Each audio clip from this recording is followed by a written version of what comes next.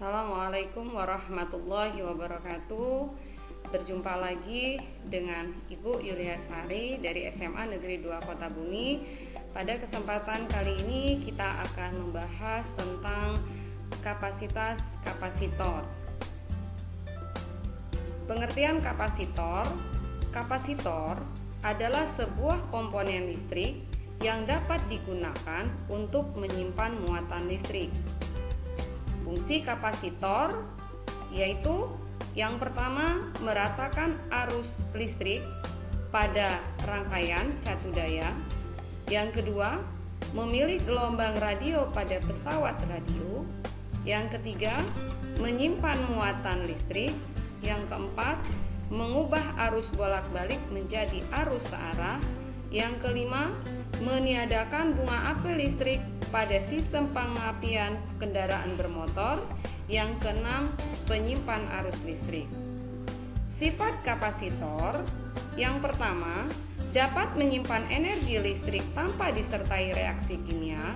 Yang kedua, tidak dapat dilalui arus listrik DC dan mudah dilalui arus bolak-balik AC. Yang ketiga, bila kedua keping dihubungkan dengan beda potensial, masing-masing bermuatan listrik sama besar tapi berlawanan tanda. Jadi untuk simbol kapasitor itu ditandai dengan dua garis sejajar seperti yang tampak pada gambar. Jadi simbol kapasitor ini simbol yang kita gunakan pada rangkaian elektronika. Kapasitas kapasitor. Kapasitas kapasitor itu dilambangkan dengan huruf C besar, di mana merupakan perbandingan antara muatan Q yang tersimpan dalam kapasitor dengan beda potensial V. Sehingga bisa kita tulis persamaannya C sama dengan Q per P, di mana besar Q merupakan muatan listrik pada masing-masing keping, satuannya coulomb atau kita tulis C besar, dan V merupakan beda potensial listrik antar keping, satuannya volt, dan C besar merupakan kapasitas kapasitor yang memiliki satuan farad atau kita singkat dengan F besar. Kapasitas kapasitor itu terbagi menjadi tiga. Yang pertama, kapasitas kapasitor keping sejajar. Oke, gambar tampak nih kapasitas kapasitor keping sejajar. Nah, di mana di sini kapasitor itu ada yang berisi bahan penyekatnya udara dan ada yang bahan penyekatnya berupa elektrik. Nah, untuk kapasitas kapasitor dengan bahan penyekat udara persamaannya adalah C sama dengan epsilon 0 dikali A per D, di mana epsilon 0 merupakan permitivitas udara atau ruang hampa. Besarnya 8,85 kali 10 pangkat min 12. Sedang A adalah luas antar keping dan D merupakan jarak antar keping yang memiliki satuan meter. Kapasitas kapasitor keping sejajar yang kedua itu berisi bahan dielektrik. Oke, jadi di antara keping ini ada bahan dielektriknya, disisipi bahan dielektrik, sehingga besar kapasitas kapasitornya bernilai C B kapasitor bahan sama dengan epsilon R dikali epsilon 0 dikali A per D, di mana epsilon R merupakan permitivitas relatif, epsilon 0 merupakan permitivitas hampa udara.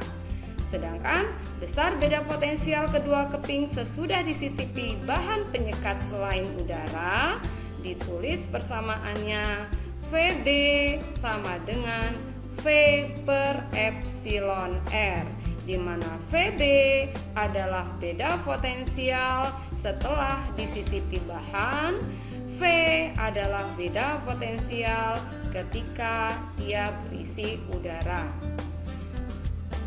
Kapasitas kapasitor jenis yang kedua yaitu kapasitas kapasitor bola. Jadi di sini ada dua gambar. Yang pertama, gambar A itu menyatakan bahwa kapasitas kapasitor antara kedua bola itu berbentuk bola berongga, yang A bola berongga dan yang B merupakan bola pejal. Nah, besar beda potensial untuk bola berongga yaitu gambar A, besarnya V sama dengan K dikali Q dikali 1/A dikurang 1/B. Sedangkan kapasitas kapasitornya bernilai 4pi dikali epsilon 0 dibagi 1/A dikurang 1/B. Untuk beda potensial listrik yang berbentuk bola pejal seperti gambar B, maka besar beda potensialnya sama dengan K dikali Q dibagi R. R di sini adalah jari-jari.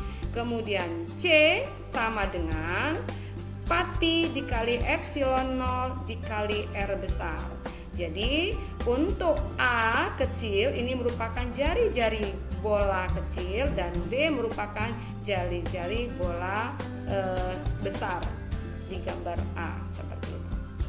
Kemudian untuk rangkaian kapasitor itu terbagi menjadi dua. Yang pertama adalah rangkaian seri. Jadi rangkaian seri kapasitor-kapasitornya itu bersusun secara berurutan. Jadi tampak seperti pada gambar berikut. Nah, sifat dari rangkaian seri yang pertama, muatan listrik yang tersimpan pada rangkaian. Muatan listrik yang tersimpan dalam suatu rangkaian sama dengan muatan listrik pada masing-masing kapasitor. Sehingga bisa kita tulis Qs sama dengan Q1 sama dengan Q2 sama dengan titik-titik dan seterusnya Qn. Kemudian sifat yang kedua, beda potensial ujung-ujung kapasitor pengganti sama dengan jumlah beda potensial listrik pada ujung-ujung tiap kapasitor. Jadi pada kapasitor C1 ini terdapat potensial V1, kapasitor C2 terdapat potensial V2, maka besarnya V sama dengan V1 ditambah V2 ditambah seterusnya.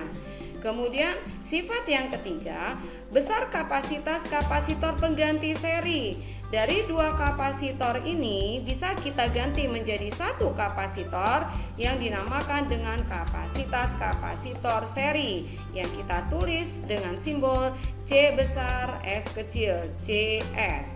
Jadi besarnya adalah 1/CS sama dengan 1/C1 ditambah 1/C2. Rangkaian berikutnya yaitu rangkaian paralel. Untuk rangkaian paralel memiliki sifat yang pertama, beda potensial listrik tiap-tiap kapasitor sama, yaitu sama dengan potensial listrik sumber. Artinya pada kapasitor C1 memiliki P1, kapasitor C2 memiliki P2, maka besar P1 sama dengan V2 sama dengan V sumber. Yang kedua, muatan kapasitor pengganti sama dengan jumlah muatan tiap-tiap kapasitor. Yang bisa kita tulis Q sama dengan Q1 ditambah Q2 ditambah seterusnya. Kemudian yang ketiga, besar kapasitas kapasitor pengganti untuk rangkaian paralel CP bisa kita hitung dengan persamaan CP sama dengan C1 ditambah C2 ditambah seterusnya. Untuk contoh soal pada rangkaian seri tampak seperti pada gambar.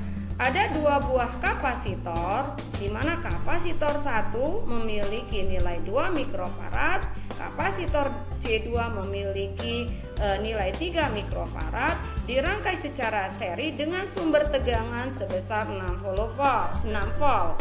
Maka untuk menghitung besar kapasitas gabungan rangkaian seri bisa kita tulis 1/CG atau 1/CS sama dengan 1/C1 ditambah 1/C2. Jika kita masukkan nilai-nilainya, maka 1/CG sama dengan 1/2 ditambah 1/3 sama dengan, ini kita samakan penyebutnya, 2 dan 3 penyebutnya 6. 6 dibagi 2 nilainya 3, 3 kali 1 sama dengan 3. 6 dibagi 3 hasilnya 2, 2 kali 1 sama dengan 2. Sehingga 3 ditambah 2 dibagi 6 menjadi 5/6. Itu baru 1/CS. Maka besar CS tinggal kita balik menjadi 6/5. Sehingga secara desimal kita hitung bernilai 1,2 mikrofarad. Nah, yang kedua, untuk menghitung muatan listrik pada rangkaian. Muatan listrik pada rangkaian, ingat sifat seri muatan listrik besarnya sama. Sehingga bisa kita tulis Q seri sama dengan C seri dikali P. C seri tadi bernilai 1,2, P sumber tegangan bernilai 6, sehingga kalau kita kalikan menghasilkan 7,2 mikrocoulomb. Karena sifat seri muatan sama, maka kita bisa tulis Q1 sama dengan Q2 sama dengan Q seri sama dengan 7,2 mikrocoulomb. Nah, untuk menghitung besar tegangan listrik, maka tegangan listrik bisa kita hitung V1 sama dengan Q1/C1. V1 sama dengan Q1/C1. Q1 bernilai 7,2, C1 bernilai 2, maka 7,2 dibagi 2 hasilnya 3,6 volt. Untuk menghitung beda potensial yang kedua, maka V2 sama dengan Q2 dibagi C2.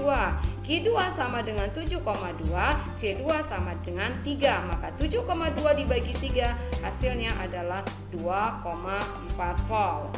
Untuk rangkaian kapasitor paralel, untuk contoh soal seperti pada gambar, ada 2 kapasitor disusun secara paralel di mana besar C1 2 mikrofarad, C2 3 mikrofarad dihubungkan dengan sumber tegangan 6 volt. Maka untuk menghitung tegangan pada kapasitor pertama dan kedua, itu adalah kita ingat sifat paralel, bahwa sifat paralel tegangan atau beda potensial antara kapasitor itu sama dengan tegangan sumber, sehingga bisa kita tulis P1 sama dengan P2 sama dengan tegangan sumber, yaitu sebesar 6 volt. Kemudian untuk yang kedua, kapasitas gabungan kapasitor bisa kita hitung CG atau CP sama dengan C1 ditambah C2. 2 ditambah 3, maka hasilnya adalah 5 mikrofarad. Yang ketiga, menghitung muatan listrik yang tersimpan pada rangkaian. Karena sifat dari rangkaian paralel muatan itu tidak sama, maka kita hitung Q paralelnya. Q paralel kita hitung dengan C paralel dikali P. C paralel hasilnya 5, 5 dikali sumber tegangannya 6, 5 kali 6 30 mikrocoulomb. Nah, untuk menghitung besarnya Q1, maka sama dengan C1 dikali P1 atau C1 dikali V karena tegangannya sama. C1 2 mikrofarad dikali 6, hasilnya adalah 12 mikrocoulomb. Untuk muatan yang kedua sama dengan C2 dikali V.